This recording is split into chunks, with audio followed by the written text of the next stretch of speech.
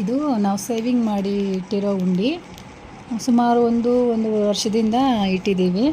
ಇದು ನಮ್ಮ ಯಜಮಾನ್ರ ಸ್ಯಾಲ್ರಿಯಲ್ಲಿ ಅಲ್ಪ ಸ್ವಲ್ಪ ಉಳಿಸ್ಕೊಂಡಿರೋದನ್ನ ಒಂದು ತಿಂಗಳಿಗೆ 4,000, 2,000, 3,000 ಹಂಗೆ ಚೀಟಿ ಕಟ್ಟಿ ಉಳಿದಿರೋ ದುಡ್ಡನ್ನು ಹಾಕಿಟ್ಟಿರೋದು. ಒಂದೇ ಸಲ ಇಷ್ಟು ದುಡ್ಡು ಅಂತಂದರೆ ಖುಷಿ ಆಯಿತು ತುಂಬಾ. ಆದರೆ ನೋಟುಗಳಿಗೆಲ್ಲ ಸ್ವಲ್ಪ ಧೂಳೆಲ್ಲ ಅಂಟ್ಕೊಂಡ್ಬಿಟ್ಟಿತ್ತು. ನೋಟುಗಳೆಲ್ಲ ಸ್ವಲ್ಪ ಮಡ್ಚ್ಕೊಂಡ್ಬಿಟ್ಟಿದ್ವು.